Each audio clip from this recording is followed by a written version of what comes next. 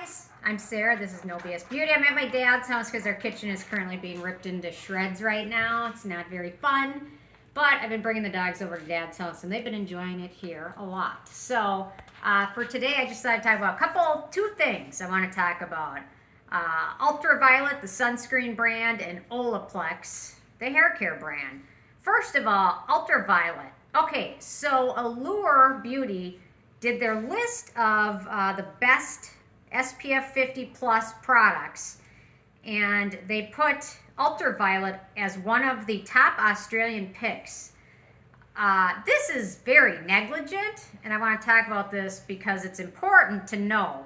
So these lists, you see them everywhere. So Allure's got their top best cleanser list, their best sunscreen list.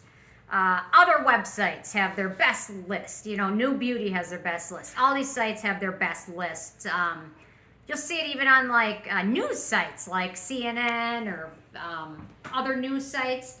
They'll talk about, oh, the best beauty products you use this year. These are all ads. These are not real lists. They're listicles. They're listicles, which are great and can be helpful. However, it's important to remember these are just ads. They're paid for. And I think it's highly, highly negligent of Allure to put this on this list when this product is under investigation for potentially having a sunscreen of SPF between SPF 4 and 5, potentially. This is very negligent of them, and this is more of an important topic than like a cleanser or a serum or an eye cream. This is actual protection, prevention.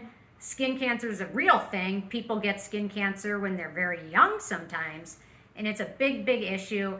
And for Allure Beauty to put this on their list before this investigation has been completed is negligent. And I assume Ultraviolet paid to be on this list. It's even more negligent if they did pay to be on this list, which I have a feeling they probably did. So Allure said, that's fine, we'll take the money and we'll put you on the list. Meanwhile, it's under investigation. A lot of people might not even know it's under investigation since a lot of this is happening in Australia. So this is a big, big issue, and I really dislike the fact that these companies do these lists like this, and when it's really just an ad. So I don't like it, and a lot of people in other countries might not know of the testing going on. So it's something to be aware of. And we'll see. So it's currently being investigated by the Therapeutic Goods Administration in Australia to see what their findings will be.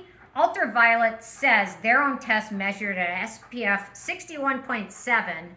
Meanwhile, an independent party tested it and showed it between 4 and 5. So these are not little discrepancies. These are big discrepancies. It's basically a discrepancy between if it's a moisturizer or if it's an actual sunscreen. That's basically what we're talking about here. So, and those are in 2 different independent tests I want to mention. So anyway, so Ultraviolet's mentioning their test, but when a brand comes to market with a sunscreen, they kind of get to pick what labs they test at, whereas this was just a third-party independent lab test with no vested interest in it. And they're really attacking that company for doing it, and they should be open to tests and happy to reassess. That's what they should be doing. But they're not, because it's going to impact their bottom line. So the other thing I thought I'd talk about is Ollex, and it's interesting. So I keep hearing more and more about this. If you do not have damaged hair that's permed or color treated or damaged from heat objects like curling irons and things like that, Ollex could actually do more damage for your hair than good. It's interesting. I had not really heard about this a lot, but apparently hair that is damaged has less protein and keratin in it. That's why you use things like Ollex or K18 mask, things like that, to help heal those damaged bonds. I think they're called disulfide bonds. And so if you don't have damaged hair, you have healthy hair, you don't color it, you don't really heat treat it, things like that, using Ollex for too long can actually make their hair worse, can make it more breakage, make it break at the ends, split ends, and even some people mentioned hair loss. I'm not sure if that might be going a little too far or not, but it's interesting. So yeah, so if you have hair that's not been treated by color bleaching, things like that, you're probably better off just going with a normal shampoo and conditioner as opposed to some of these protein building shampoos, because you can really get your hair over proteinized, and then it makes it more prone to breaking and makes it feel stringy and makes it feel what do they call it, just like hayish, like hay. It makes it feel like straw. So these products can be good for somebody that has bleached their hair or permed it or uses a lot of heat products. But if you don't do that and you just have regular healthy hair, you're better off probably just buying something off the shelf like Pantene. And from what I hear, always has done well for just normal hair. So you might not need these expensive masks. And even if you have damaged hair, using these masks and treatments too much can actually make hair feel bad. So there's something to use sparingly and as directed. If you have a hair care or a hairstylist, listen to them. They are educated on all this. So typically taking their recommendations, somebody that knows your hair is best versus doing something yourself where you think you might know more.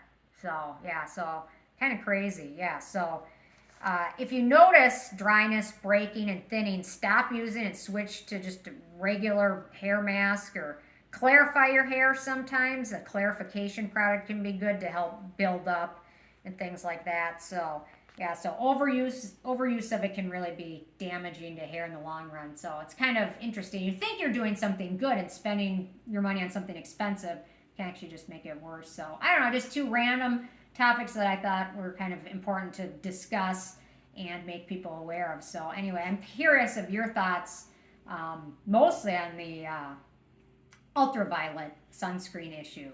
So it's interesting because ultraviolet's just starting to come into the US, and a lot of people might not be aware of what's happening in Australia. If their stuff in Australia ends up being 4 and 5, I think our stuff in the US is probably going to be like 0, or maybe, I don't know what's worse than 0, but not good. So yeah, so it's interesting. I really want to keep everyone aware of it. So, and you know, it's possible that lab was wrong. I guess we'll find out. We definitely want more tests. It's always a good thing.